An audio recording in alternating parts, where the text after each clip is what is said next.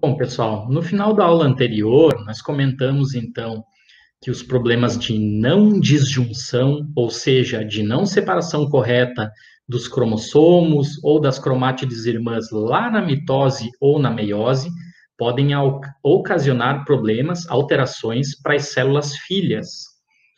Essas alterações, a gente vai ver hoje, são alterações numéricas, ou seja, no caso de uma não disjunção, lá na mitose ou na meiose, eu vou alterar o número de moléculas de DNA que a célula filha vai ter, tá? E isso, gente, causa muito problema por uma questão muito simples. Porque se eu estou alterando o número de moléculas de DNA, se eu estou alterando o número de cromossomos que aquela célula filha vai ter, eu consequentemente estarei alterando a quantidade dos genes e, consequentemente, eu alterarei a quantidade dos RNAs produzidos, das proteínas produzidas, e eu vou interferir completamente no processo de desenvolvimento do organismo.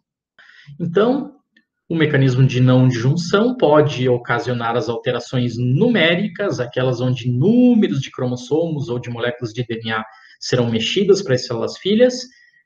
No nosso caso, na espécie humana, nós temos, então, nós somos 2Ns, nós somos seres diploides com 46 cromossomos ou 46 moléculas de DNA. Eu vou parar de fazer sempre essa analogia, agora vocês já sabem que o cromossomo é, sim, uma molécula de DNA duplicada, mas que ele deveria ser chamado de cromossomo só ali na metáfase da mitose, tá? Então, a gente vai adotar agora uma licença poética e vai passar a chamar a molécula de DNA como cromossomos, independentemente do tempo do ciclo celular. Nós temos, então, dentro das alterações numéricas, tá? As euploidias, aquelas onde o problema de não disjunção vai acontecer em um conjunto cromossômico inteiro, e nós temos também as aneuploidias, onde o problema de não disjunção vai ocorrer em 1, 2, 3 ou um pouco mais de cromossomos. Tá? Então, a euploidia, 23 cromossomos ao mesmo tempo serão passados a mais para uma célula ou a menos para outra. E as aneuploidias, elas são mais conhecidas de vocês, a gente vai dar alguns exemplos aqui ao longo dessa aula. Qualquer outro número que não seja ali os 23. Então, se eu tenho alteração de um único cromossomo, se eu tenho lá a trissomia do cromossomo número 21, ela é considerada uma aneuploidia, tá? Porque foi alteração em apenas um único cromossomo. Então, vamos esmiuçar isso aqui um pouquinho melhor para vocês dentro das alterações numéricas. Primeiro, então, as euploidias, gente. Eu peguei aqui, fiz um organismo virtual, a gente criou aqui um organismo bonitinho, ó, diploide, ele é 2N igual a 6. Ah, professor, mas que confusão isso, por que nós somos 2N igual a 46? Gente, 46 é a nossa constante cromossômica. Vocês receberam 23 moléculas de DNA do pai de vocês, 23 moléculas de DNA da mãe de vocês, né? 23 cromossomos, 23 de um, 23 do outro, tá? Então, vocês são diploides, vocês têm duas cópias de cada molécula de DNA. Esse nosso organismo virtual aqui, vamos dar um nome para eles, vamos chamar eles de bolas, tá? Os organismos bolas têm aí a constante cromossômica de 2N igual a 6. Então, eles têm 6 cromossominhos, tá? 6 moléculas de DNA que estão representadas aqui por essas figuras geométricas, sendo que eles receberam 1, 2, 3 do pai e 1, 2, 3 da mãe deles. Então, eles têm duas cópias de cada um deles aqui. O que seria uma euploidia, uma alteração numérica do nível de euploidias aqui no nosso organismo bola? Bom, ele poderia ter uma monoploidia, ou seja, ele perdeu um cromossomo de cada um dos tipos, tá? Ficou lá para trás, numa não disjunção na sua célula antecessora. Ele poderia ser um triploide, onde ele ganhou um cromossomo a mais de cada um dos tipos, ou ele pode ser ainda um tetraploide, ele ganhou 2 cromossomos de cada um dos tipos diferentes. Gente, aqui a triploidia, a tetraploidia, são coisas muito comuns em vegetais, no mundo vegetal. Alguns animais, principalmente os animais aí selecionados geneticamente pelo homem para atender alguns propósitos culinários, por exemplo, vamos falar aqui do salmão. Salmão criado lá em cativeiro, muitas vezes ele é triploide ou tetraploide, porque aí ele é infértil e ele usa toda a energia que ele obtém ali dos alimentos para crescer. E aí ele cresce mais rápido, ele fica maior, consequentemente o criador tem lá um filé maior para vender aí para o pessoal que faz sushi e ganhar mais dinheiro. No mundo vegetal é muito comum acontecer naturalmente a triploidia e a tetraploidia. Em nós, nos seres humanos, a triploidia pode sim ocorrer, tá? Então a gente tem aqui, eu não vou entrar em detalhes desse artigo específico com vocês, mas o que seria a triploidia rapidamente, assim, explicando o que seria a triploidia em seres humanos, nós ficaríamos com 69 cromossomos, tá? Você receberia 23 da tua mãe, 23 do teu pai e aí vamos dizer que o problema foi no pai, o pai passaria mais 23, então o pai passaria aqui no total 46, ele passaria o conjunto cromossômico inteiro, e aí se somando com a mãe, a pessoa ficaria triploide, tá? Então ela teria um cromossomo a mais de cada um dos tipos. Isso tem uma prevalência aí de 1% até 0,1%, os dados variam, mas a gente tem aí 15, 20% dos embriões que são abortados espontaneamente quando se tornam triploides, tá? E normalmente, como a gente vê aqui na figurinha, a triploidia na espécie humana, ela é causada por problemas nos espermatozoides.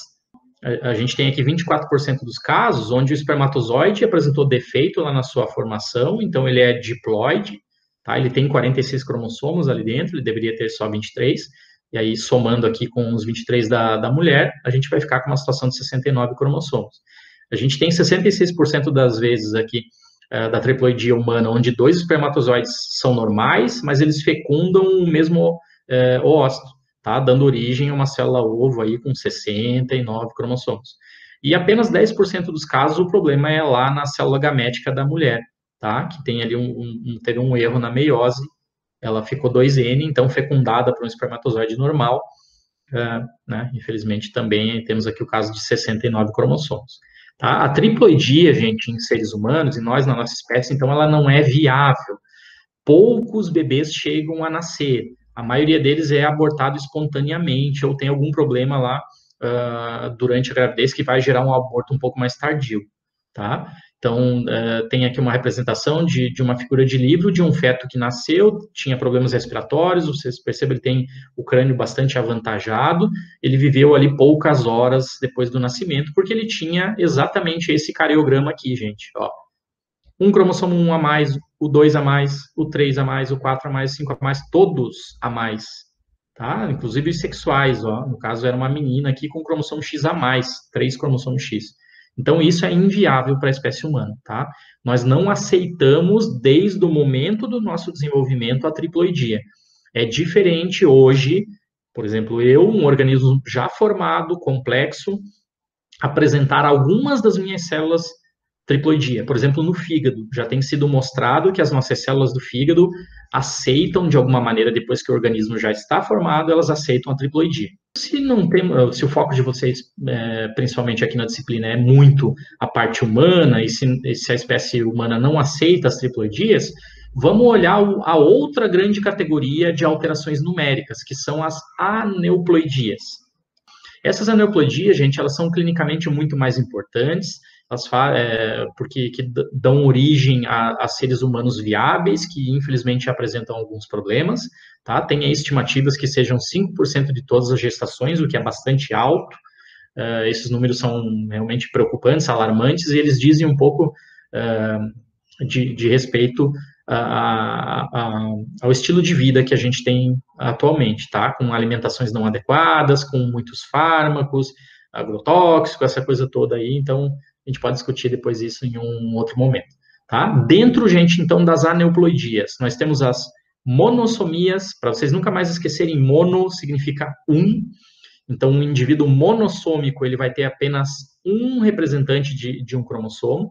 A maior parte das vezes isso é inviável, é incompatível com a vida na espécie humana, exceto na espécie humana, quando nós temos a monossomia do cromossomo X. O ser que apresenta apenas um cromossomo X, a mulher que apresenta apenas um cromossomo X, ela é viável, porém apresenta alguns probleminhas, como a gente vai ver mais para frente, tá? Nos exemplos. As trissomias, isso aqui talvez seja a aneuploidia mais conhecida de vocês. Todo mundo já ouviu falar da síndrome de Down, que é uma trissomia do cromossomo 21.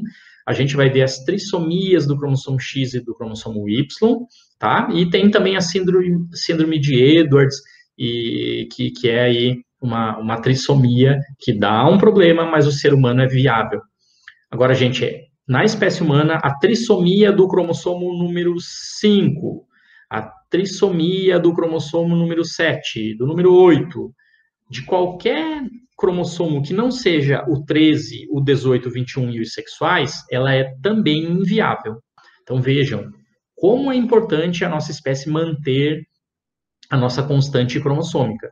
Nós temos que apresentar sempre 2 cópias de cada um dos cromossomos, exceto o X, e nós temos que ter sempre 2 cópias dos cromossomos, no caso das trissomias, né, nós não podemos ter uma cópia extra, exceto no 13, no 18, no 21, no X e no Y, tá? Todas as outras trissomias são inviáveis, assim como todas as outras monossomias, exceto a do X, são inviáveis também para a nossa espécie.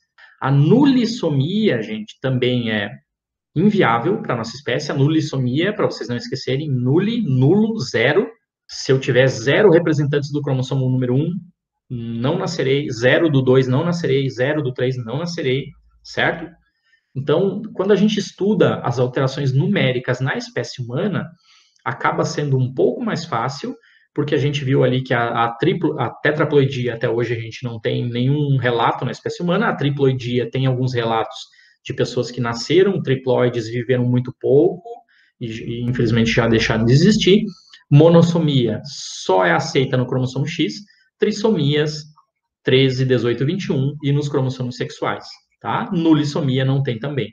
Então, vejam, de novo, porque isso é muito importante. A espécie humana, ela funciona muito bem quando ela tem as 2 cópias de cada um dos seus cromossomos. Começou a alterar um pouquinho, ou vai dar problema causando algumas síndromes, ou vai dar problema muito grave e o indivíduo não vai nascer. Lembrem-se, causado por não disjunção. Gente, eu deixei anotado aqui, ó, durante a meiose 1 e 2. Por quê? Porque eu espero que vocês lembrem que a meiose dá origem aos gametas. Se nós tivermos uma não disjunção, uma falha na separação dos cromossomos ou das cromátides irmãs na meiose 1 ou na meiose 2, o gameta terá problema. E o gameta tendo problema, se ele fecundar, se ele participar da fecundação, da produção de um novo indivíduo, o indivíduo decorrente dessa fecundação, ele vai, desde a sua primeira célula, apresentar alteração numérica. Tá? Então, ele pode ser abortado se a alteração numérica for muito grave, ou ele pode vir nascer com algum problema se a alteração numérica for menos grave, por exemplo, uma trissomia do número 21. Não esqueçam que depois que a meiose foi realizada, que a meiose produziu o gameta masculino e feminino, esses gametas masculinos e femininos se encontraram, formaram uma célula ovo, formaram um novo indivíduo, e esse indivíduo agora apresentará sucessivas mitoses. De uma célula ele vai se dividir em 2 por mitose, depois em 4, em 8, em 16 e assim por diante. Até formar vocês, até formar eu, com trilhões de células. Ou seja, essa não disjunção poderá ocorrer também na mitose. Pode ocorrer numa mitose minha hoje. Só que eu não vou deixar de existir se uma mitose minha hoje causar uma nulissomia do cromossomo número 2, por exemplo. Por quê? Porque todas as minhas outras células, na teoria, são normais. Então, o problema muito grave, o mais grave, o extremo, é quando a gente tem a não disjunção na meiose 1 e na meiose 2, na formação dos gametas. O segundo problema em ordem de gravidade, se eu tenho uma não disjunção no início das minhas mitoses, quando eu sou lá uma célula ovo, eu tenho 2, se eu tenho 16 células, uma delas sofreu uma não disjunção, todas as descendentes daquelas células terão anomalias cromossômicas numéricas. As outras 15 continuarão se dividindo normalmente. Então, o indivíduo será um mosaico, ele será uma mistura aí de células sindrômicas e de células normais. E o menos grave nessa ordem, nessa graduação, é que ocorra agora. Eu me desenvolvi com várias mitoses normais e agora ocorre lá em um determinado órgão meu, aqui numa célula da pele agora. ocorre uma não disjunção. Problema menor, porque é uma célula ali no universo de 10 trilhões de células. A gente está aqui para exemplificar, então, o nosso organismo bola, os bolas, tá? Lembrem-se, ele é 2N igual a 6, o normal diploide ali, 2 cópias do cromossomo palitinho, 2 do triângulo, 2 da bolinha. O que seria uma aneuploidia nesse indivíduo? Então, primeiro aqui, ó, uma monossomia do cromossomo bola. Ele perdeu aqui, ó, um cromossomo bola. Então, ele tem uma cópia única. Uma trissomia do cromossomo bola. Agora, ele tem aqui uma cópia extra desse cromossominho. Uma tetrassomia, gente, super difícil isso de acontecer. Uma tetrassomia, 2 cópias a mais de um determinado cromossomo, no caso aqui o bola. E uma nulissomia, ou seja, as 2 cópias do bola que estão ausentes. Opa, as 2 cópias do cromossominho bola no organismo bola estão ausentes agora. Bom, então vamos lá para ver se vocês entenderam o que são as categorias das aneuploidias. Aqui, continuamos com o organismo 2N igual a 6, só que agora eu vou nomear aqui para vocês, ó. Como na espécie humana, o maior cromossomo a gente vai chamar de par número 1. Então, esse aqui é o par número 1, tá? O segundo maior cromossomo a gente vai chamar de par número 2. E o terceiro maior cromossomo a gente vai chamar de par número 3, certo? Percebam que todos eles são metacêntricos. O centrômero está basicamente no meio aqui. Então, essa é a situação normal desse organismo. Só que, infelizmente, em algum indivíduo desse organismo, ocorreram aneuploidias. E agora, vejam se vocês conseguem identificar quais são as categorias. Qual que é essa aneuploidia que eu estou mostrando aqui para vocês? Deem uma pausa no vídeo e tentem responder.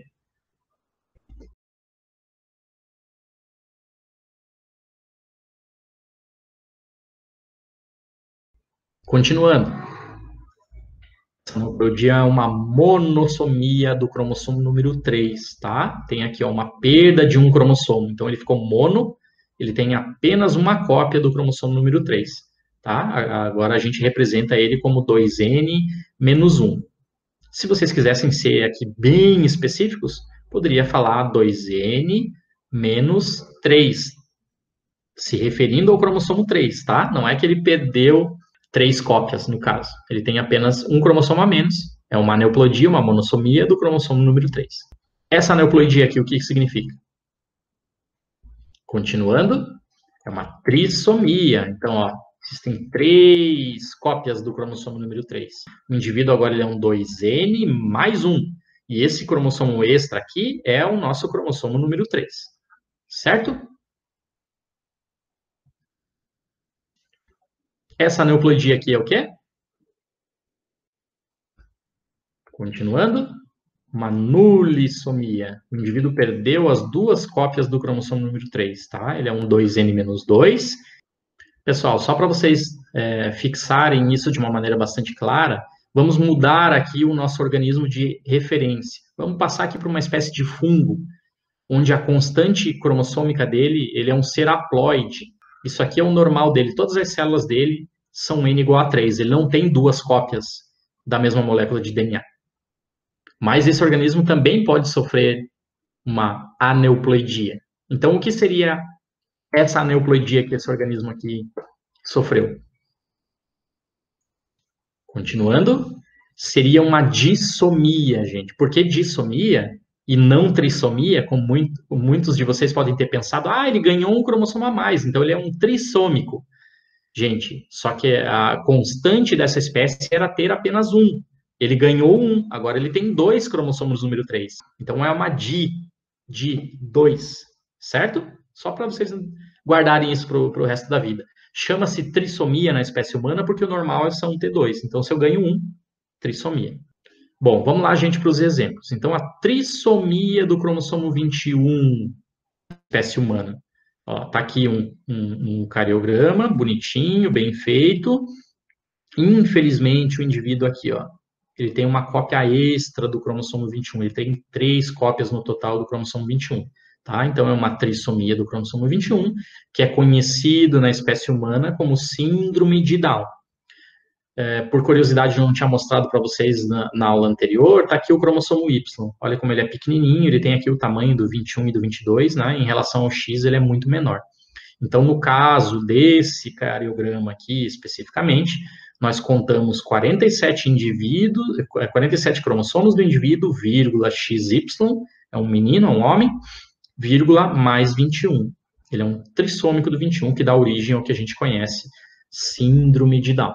Tá? Tem algumas características aqui anotadas no slide a respeito dessa síndrome específica. Gente, a síndrome de Edwards. O que significa a síndrome de Edwards em termos genéticos? Deem uma espiada nesse cariograma aqui. Tentem responder a fórmula cariotípica para mim. Continuando, acho que vocês perceberam.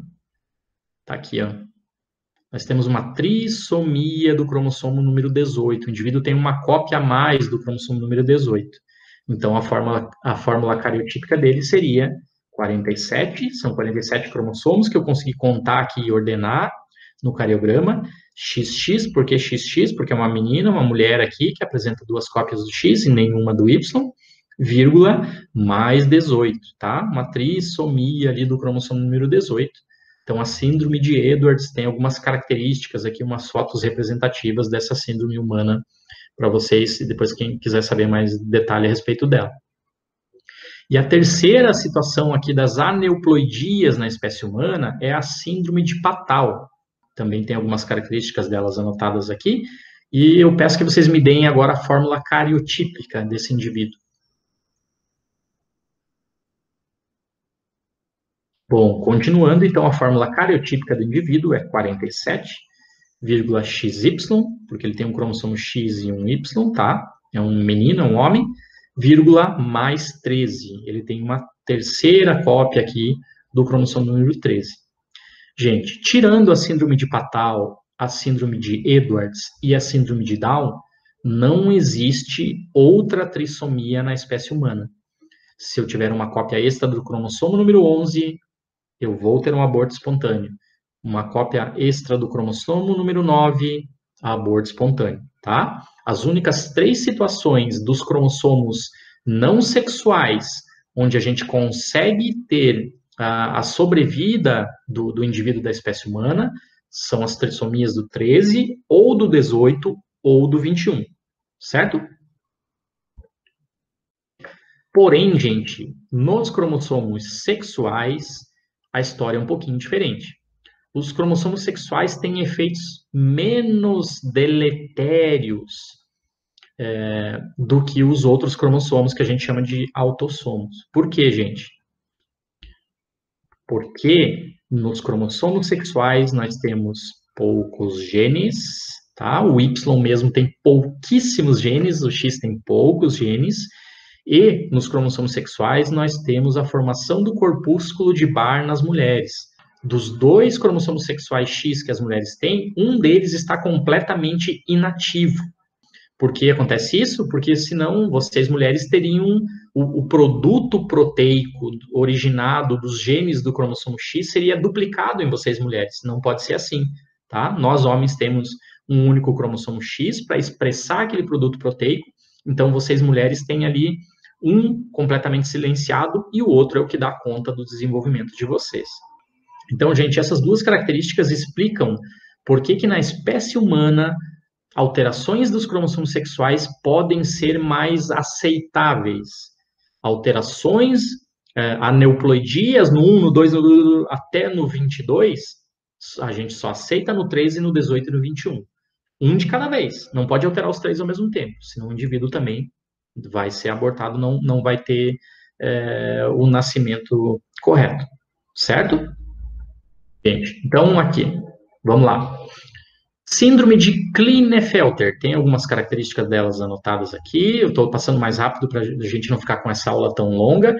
Percebam que a síndrome de Klinefelter tem aqui um cariótipo, a fórmula cariotípica 47, então uma alteração numérica, vírgula, XXY, ou seja, o homem aqui, no caso, ele teria apenas um X e um Y, mas esse indivíduo tem uma cópia extra do X, tá? Então, é um homem que apresenta algumas características, nesse caso aqui, especificamente desse paciente, algumas características bastante diferentes do que seria a normalidade aí para para a formação do corpo masculino.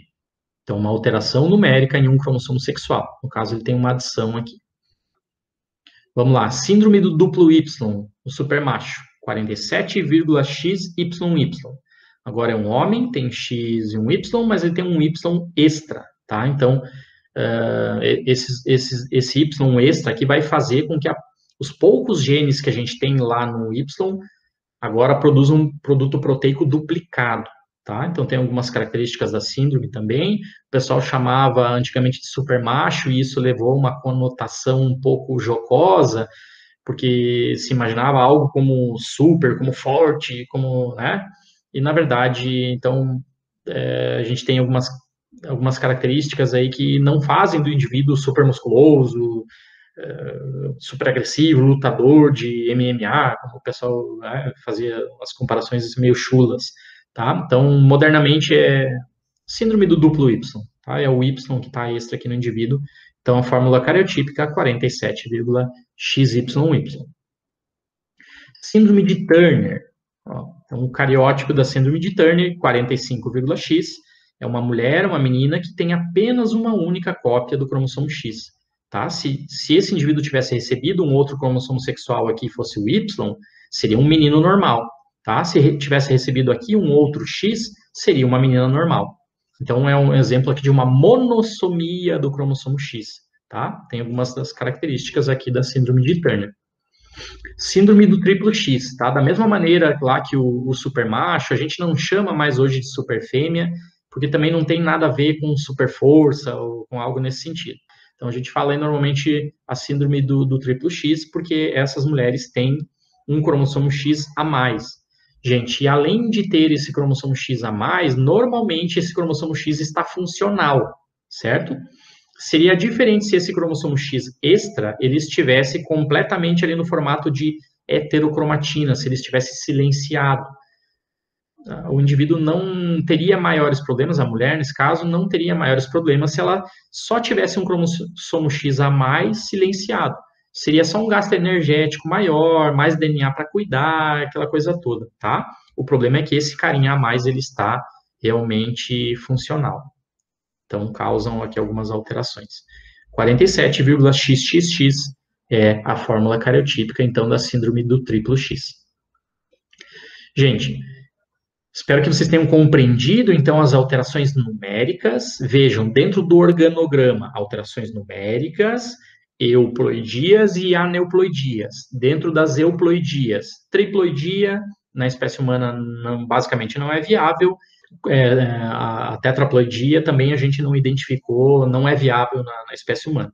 Dentro das aneuploidias, aí a gente vai ter, então, a nulissomia, a trissomia, a tetrassomia, certo? A gente viu que na espécie humana, o que é viável? Apenas a trissomia do 13, ou do 18, ou do 21. E as alterações dos cromossomos sexuais, que são menos importantes, porque eles têm menos genes. Agora a gente vai passar para uma outra categoria, outra grande categoria de alterações cromossômicas. São as alterações estruturais. Então, gente, aqui nas estruturais, agora a gente não vai mexer com o número. A gente vai apenas quebrar ou rearranjar os cromossomos. Todos os indivíduos que têm alterações estruturais, eles têm 46 cromossomos, iguais a nós, certo? Por que eles apresentam algum problema? Porque eles tiveram a quebra de um pedaço do cromossomo, uma perda de uma determinada região de DNA, ou um rearranjo, certo? Dessa região de DNA. Então, dentro das alterações estruturais, nós temos 4 categorias: as deleções, as duplicações, as inversões e as translocações. Gente, para ficar bem fácil para vocês, ó, deleção, como tem na tecla do computador de vocês, a tecla del, deletar, perder um pouco do material genético. Ó, o nosso palitinho aqui representava o nosso cromossominho, a nossa molécula de DNA original. Ele tinha lá um gene número 1, gene número 2, número 3, número 4.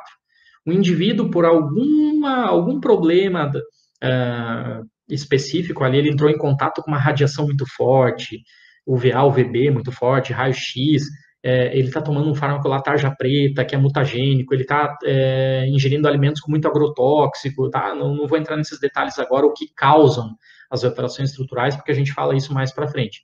Então, ele teve algum tipo desse problema que ocasionou a quebra da molécula de DNA dele ali, ó, entre o gene 1 e 2 e entre o gene 3 e 4. O sistema de reparo do corpo desse indivíduo foi acionado para fazer a conexão dessa molécula de DNA de novo, só que o sistema de reparo, infelizmente, perdeu esse pedaço aqui do meio. Ó. Ele conectou o pedacinho 1 aqui com o 4. Então, o indivíduo agora é formado com essa molécula de DNA, com esse cromossomo, sem os genes número 2 e número 3. Ou seja, ele teve uma deleção aqui de um pedaço cromossômico que correspondiam ao gene número 2 e número 3. Duplicações, gente, ó. Eu tenho aqui uma cópia, pode ser o cromossomo da mãe, e aqui a outra cópia do mesmo cromossomo do pai. O que aconteceu aqui? Uma quebra no da mãe lá entre 2 e 3 e uma quebra no do pai entre 3 e 4. O sistema de reparo veio consertar essa bagunça aqui, o que ele fez? Ele uniu aqui, ó, 1, 2, 3 e uniu lá em cima, com 3 e 1, 4. Então, o indivíduo ficou com uma cópia cromossômica desse jeito aqui, ele tem uma duplicação, ele tem 2 genes lá na cópia do cromossomo do pai, e na cópia do cromossomo da mãe, agora ele não tem nenhum representante aqui do gene 3. Pessoal, isso aqui pode causar problema sim para o indivíduo, mas é mais raro. Por quê? Porque eu não perdi nada. Eu continuo tendo aqui, ó, 2 cópias do gene 3, só que eles foram realocados, eles estão agora em outro cromossomo, e lá no da mãe eu não tenho nenhuma cópia do 3, então não é uma trissomia. O problema é se isso aqui acontecer na meiose, ou nas células que vão dar origem aos gametas de vocês.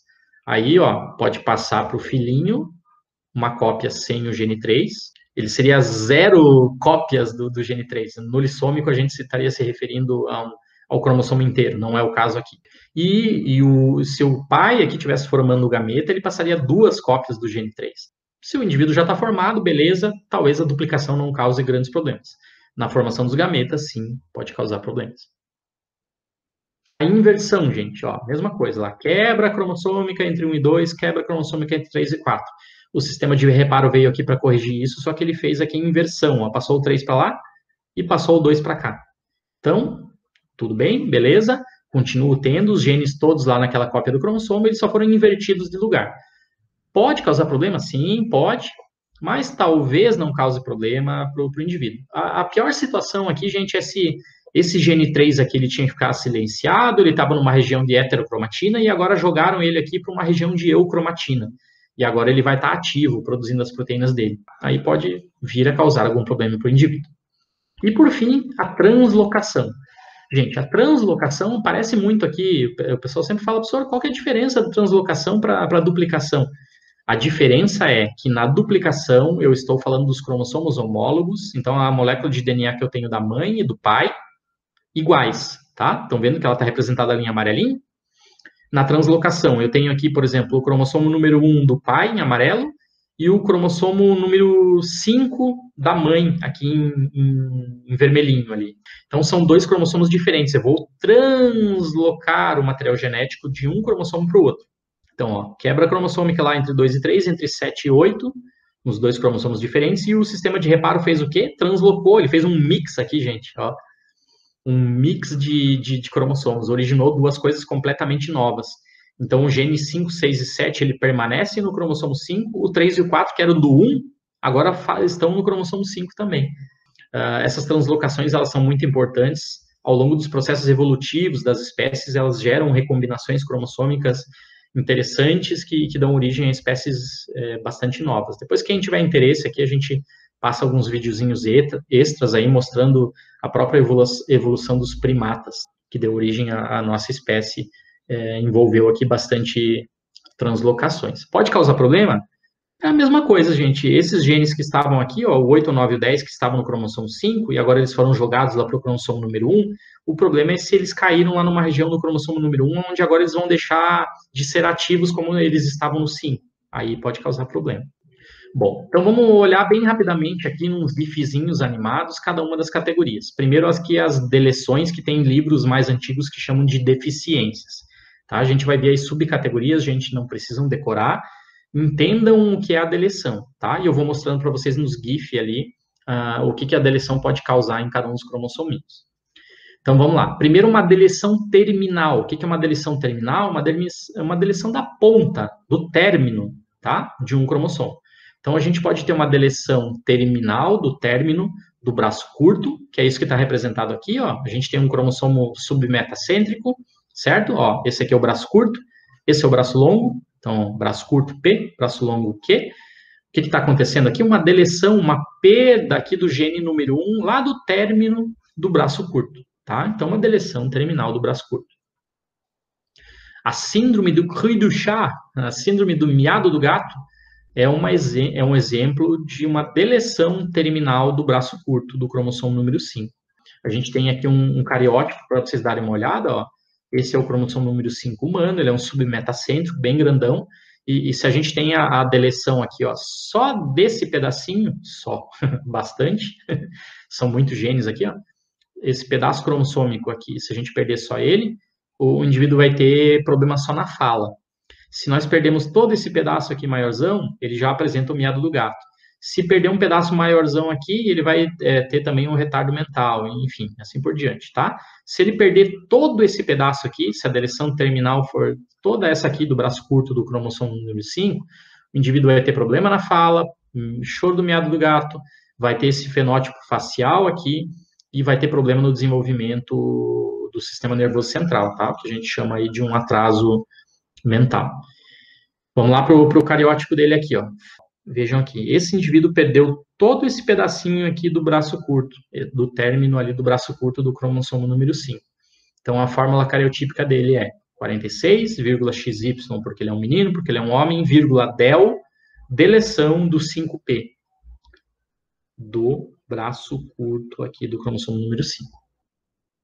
Deleção terminal do braço longo, mesma coisa, gente, uma deleção, uma perda de uma determinada região genômica, terminal, porque é no término, na porção do fim, só que agora é o braço longo, tá? Então, lembrando aqui, ó, o mesmo cromossominho, braço curto é esse aqui, tá aqui o centrômero, esse é o braço longo dele, ó, ele tá perdendo aqui o 6 e o 7. Deleção do braço longo, o que a gente está perdendo aqui agora, gente? Ó, não é mais uma terminal, ela não é no término nem do braço curto nem do braço longo.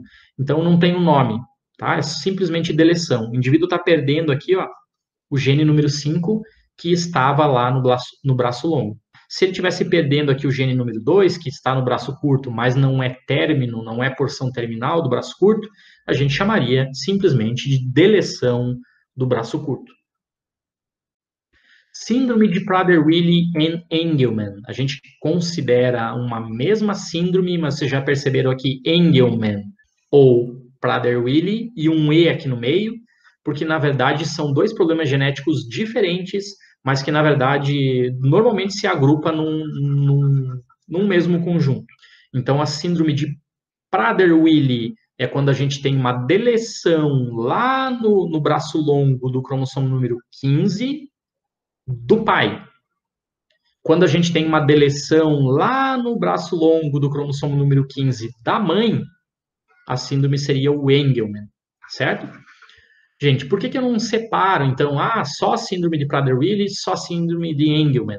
Porque é muito difícil e basicamente impossível, quando a gente faz um cariótipo básico como esse aqui, descobrir se a deleção que o indivíduo tem no cromossomo número 15 é da mãe ou do pai. Eu teria que entrar para técnicas muito mais caras aqui de sequenciamento para saber se o problema veio da mãe ou do pai, certo? Então, fica o nome da síndrome bem grandona. Prader-Willi ou Engelmann, elas têm dois nomes diferentes porque levam a coisas um pouquinho diferentes, levam a fenótipos diferentes, mas no cariótipo eu não consigo separar isso. Então, tá aqui a fórmula cariotípica do indivíduo, 46, ele tem a quantidade correta, XX nesse caso uma menina, deleção de um pedaço aqui do braço longo do cromossomo número 15. Síndrome de Williams, gente, é uma deleção de 28 genes do braço longo do cromossomo número 7. Professor, o que é esse 11.23? É a banda lá específica onde a gente tem a deleção desses 28 genes. Tá? Fica aqui algumas das características da síndrome para vocês, que talvez interesse bastante, porque é uma síndrome que causa uma fala bastante tardia nos indivíduos. Cromossomo em anel, também ele está dentro das categorias da deleção, por quê?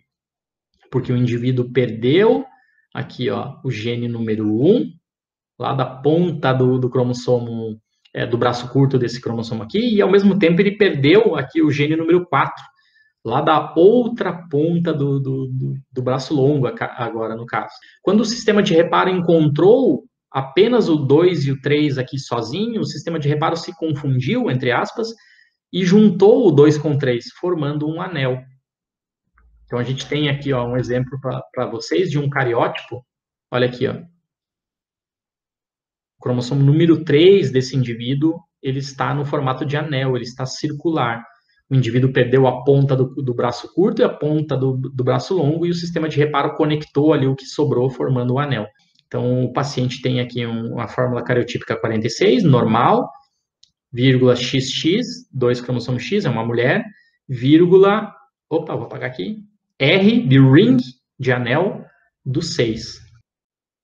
Isocromossomo. O que seria um isocromossomo? É uma deleção de um braço inteiro. Ó, a gente tem aqui, no caso, o indivíduo perdeu todos os genes, ele perdeu o braço curto inteiro, que está representado ali em vermelhinho. O sistema de reparo encontrou isso aqui e fez uma duplicação do braço longo. E agora o indivíduo tem 2 braços longos conectados, como se fosse um único cromossomo.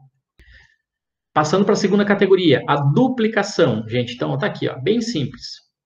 O nosso cromossomo submetacêntrico, grandão aqui, braço curto ele tinha 1, 2, 3, o gene 1, 2, 3, do braço longo ele tinha o 4, 5, 6, 7. O que está acontecendo? Teve uma quebra lá em um dos homólogos, entre ali o 4 e o 6, e o sistema de reparo conectou, então, essa regiãozinha, número 5, ali para o lado, tá? Não deve causar maiores problemas, exceto, como eu já falei, se isso aqui for nas células gaméticas, tá? Porque daí você vai passar essa informação errada para os seus descendentes. Inversão. Gente, dentro das inversões, nós temos, então, a paracêntrica e a pericêntrica. Vamos dar uma olhadinha nisso aqui.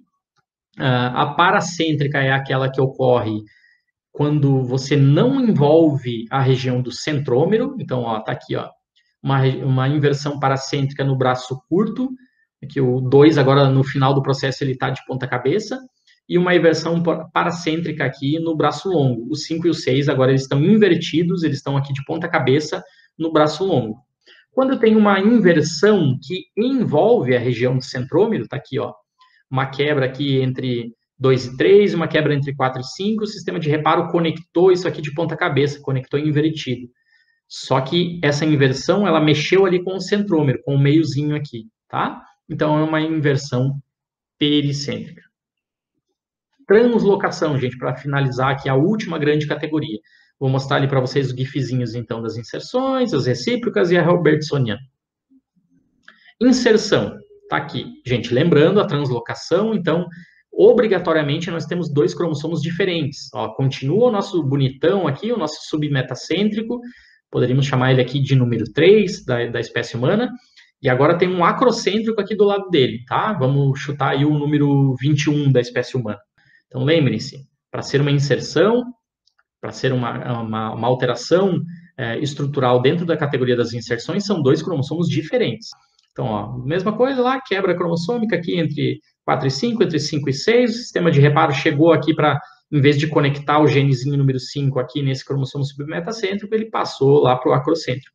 Então, teve uma inserção aqui, uma translocação, eu transloquei o material genético e, sob o ponto de vista do acrocêntrico, eu tenho, então, uma inserção. Translocação recíproca. Quando eu tenho uma translocação que vai...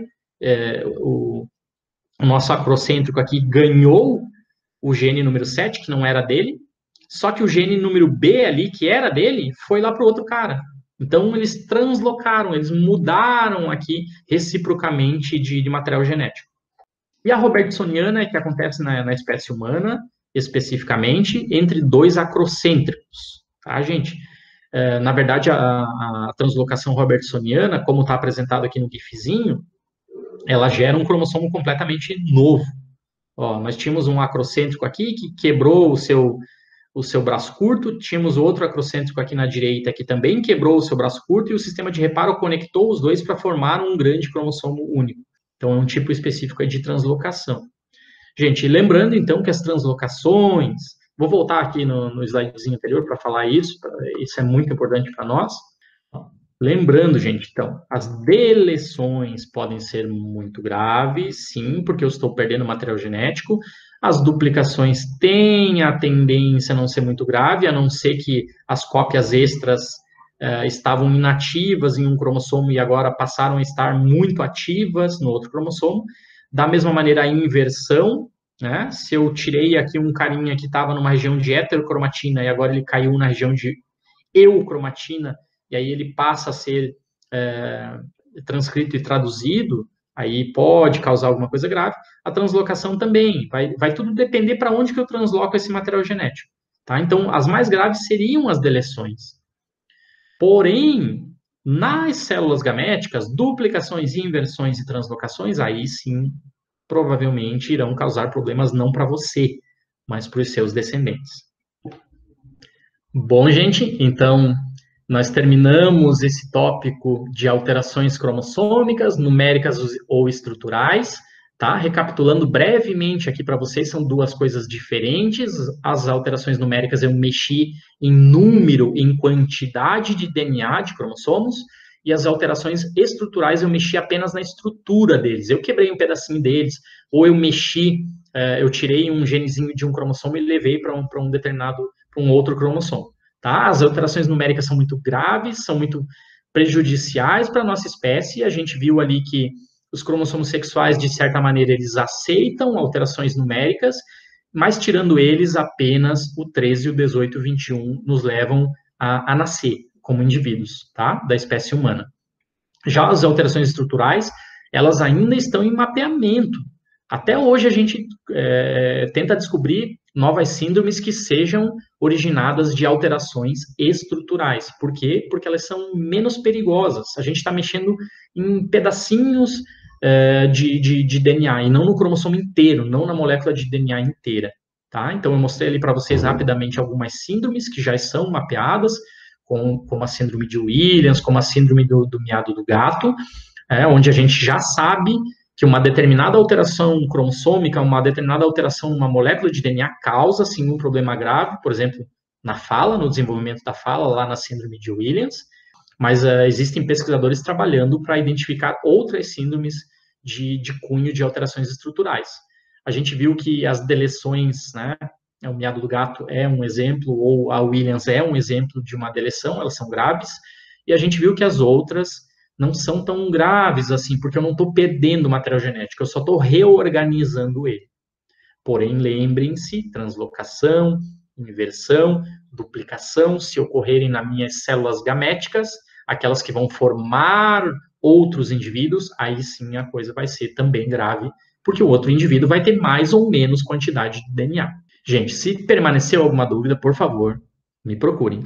Beleza? Por hoje, então, era isso aí. Um grande abraço para vocês todos, continuem se cuidando e em breve a gente já fará um encontro síncrono novamente.